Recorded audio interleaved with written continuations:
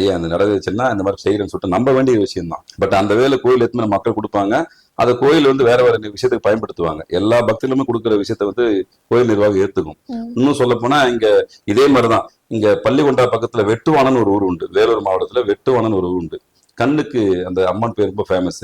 அங்க போனீங்கன்னா அந்த கண் இது வச்சுதான் அந்த உண்டியில போடுவாங்க. அங்க வந்து மலர் வாங்கி வைக்கணும். நீங்க உண்மையில அந்த ஊர்ல போயிட்டு அந்த கண்ணு வாங்கி அந்த உண்டியில போட்டு வந்தீங்கன்னா கண் சார்ந்த பிரச்சனை இமீடியட்டா ஒரு 3-4 வாரத்துல சரியாகக்கூடிய விஷயத்த கண் கூட பார்க்கலாம்.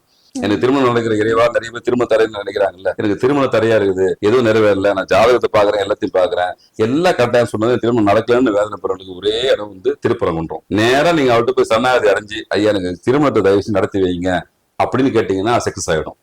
அதே மாதிரி லவ் மேட்டரா வேற ஒண்ணுமே பண்ண தேவையில்லை. முருகப்பெருமான உட்கார்ந்ததுல வேண்டுங்க. அது உண்மையான காதலாக இருந்தால் எவ்வளவு பெரிய பிரச்சனையா இருந்தாலும் அதை முன்னின்று நடத்தக்கூடிய வல்லமே அந்த முருகப்பெருமான் கொடுப்பாரு. திரும்பவும் சொல்றேன், உண்மையான காதலாக இருந்தால்